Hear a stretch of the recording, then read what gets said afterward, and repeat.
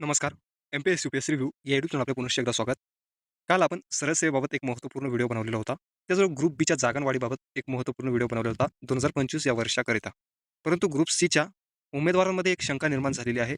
भरपूर कमेंट बॉक्समध्ये मी आपले प्रश्न बघितलेले आहे. ते आहे एक्साईज, एस-आय या जागांसंदर्भात.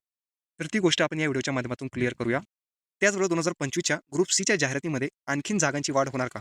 आपल्याला माहितीच आहे, जागा जितक्या वाढतील तितका पूर्व परीक्षेचा कट ऑफ हा कमी जाईल. परंतु सध्या तरी 2026चं वादळ घोंगावत आहे. मग 2025 कडे कोणाचं लक्ष आहे की नाही? त्याचबरोबर आणखी एक वेगळा मुद्दा क्लिअर करूया.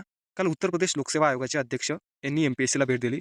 त्याबाबत काही माध्यमांनी वेगळेच गैरसमज पसरवलेले आहे. तोही मुद्दा या व्हिडिओच्या माध्यमातून क्लिअर करूया.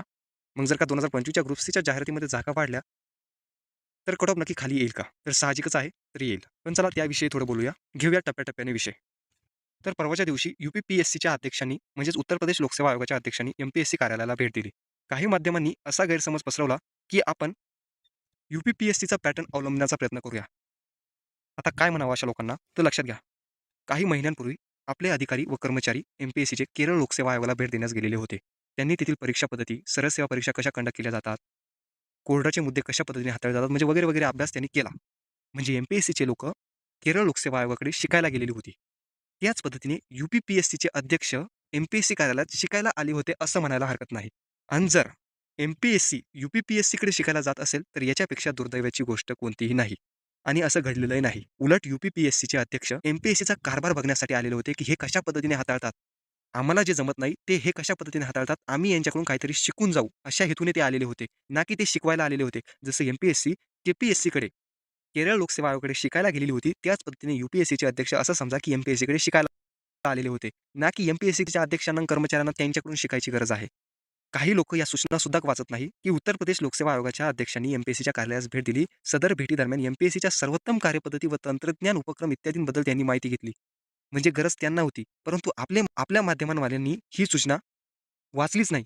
म्हणजे आपल्याला उत्तर प्रदेश लोकसेवा आयोगाचा पराक्रम अवलंबून आपली वाट लावून घ्यायची आहे का? काही दिवसांपूर्वी राजस्थान लोकसेवा आयोगाचं एक बॅनर झळकत होतं. सगळे टेलिग्राम चॅनलवरती झळकत होतं. त्यामध्ये पी-एस-आयच्या काही 4 का 5,000 जागा दिसत होत्या. अरे पण त्या जागा किती दिवसांनी आल्या याचा अंदाज घेतलाय का? 4 वर्षांनी ती जाहिरात आलेली आहे. उत्तर प्रदेश लोकसेवा आयोगाने 8,000 पदांची पी-एस-आय भरती काढली. ती किती वर्षांनी आलेली आहे? 5 वर्षांनी आलेली आहेत आणि ती भरती पारदर्शक होईल याची गॅरंटी ते देऊ शकतात की नाही? आपली एम-पी-एस-सी ती देऊ शकते. त्यामुळे आपण कोणत्या गोष्टीचा अभ्यास करावा हे एम-पी-एस-सीच्या लोकांना माहिती आहे. त्यामुळेच मी म्हणतो एम-पी-एस-सीमध्ये लोकं तज्ञ आहे. जो 4 जानेवारीला पुण्यामध्ये आंदोलन झालं, महाराष्ट्रात आंदोलन झालं, तरी परीक्षा पुढे ढकलवण्यात आली नाही. यामध्ये काहीतरी लॉजिक होतं. तुम्हाला सांगतो एम-पी-एस-सीचा एकही अध्यक्ष आणि एकही कर्मचारी परीक्षा पुढे जावे या मताचे नव्हते. एक सुद्धा नाही. कारण की त्यांना माहीत होतं जर का परीक्षा पुढे गेली तर काय होईल? आता हे तुम्हाला किती माहीत होईल ज्यावेळेस तुम्ही प्रशासनात असाल. आंदोलनामध्ये नाही बसून होणार. काही विद्यार्थी जे विनाकारण आंदोलनात जाऊन बसलेले होते, त्यांनाच विचारा नेमका पेपर कसा गेला. असो, गोष्ट क्लिअर करा, की आपण केरळ लोकसेवा आयोगाकडे शिकायला गेलतो आणि उत्तर प्रदेश लोकसेवा आयोगाचे अध्यक्ष आपल्याकडून माहिती घ्यायला आले आपल्या तंत्रज्ञानाची आणि आपल्या पारदर्शकतेची. येऊया मुद्द्याकडे. तर तुमच्यासमोर 29 ऑगस्ट 2025चं एक आर-टी-आय रिप्लाय आहे. बारकाईने बघा तारीख ऑगस्ट 2025 ची आहे. त्यामध्ये त्यांनी म्हटलं होतं, की सरळ सेवा कोट्यातील 129 पदे सध्या रिक्त आहे आणि दुय्यम निरीक्षक राज्य उत्पादन शुल्क या पदाची बिंदू नियमावली तयार करण्याचे काम सुरू आहे. सदरची बिंदू नियमावली मंजूर झाल्यानंतर शासनास मागणीपत्रक पाठवण्यात येईल. त्यानंतर तुमच्यासमोर 28 नोव्हेंबर 2025चा एक आर-टी-आय रिप्लाय आहे. हे तुम्ही बघितलेलं असेल. त्यामध्ये म्हटलेलं आहे, की सरळ सेवा कोट्यातील 130 पदे रिक्त आहेत आणि राज्य उत्पादन शुल्क या संवर्गासाठी 125 पदांचे मागणीपत्रक पाठवण्यात आलेले आहे. महाराष्ट्र अराजीत पतीत गट क सेवा संयुक्त पूर्व परीक्षा 2025 साठी 17/11/2025 ला पाठवण्यात आलेले आहे. म्हणजे 17 नोव्हेंबर 2025 ला. आणि असा सेम्स आर-टी-आय रिप्लाय माझ्याकडे 20 जानेवारी 2025 ह्या रोजीचा सुद्धा आहे. त्यामध्ये सुद्धा सेम टू सेम अशीच माहिती आहे.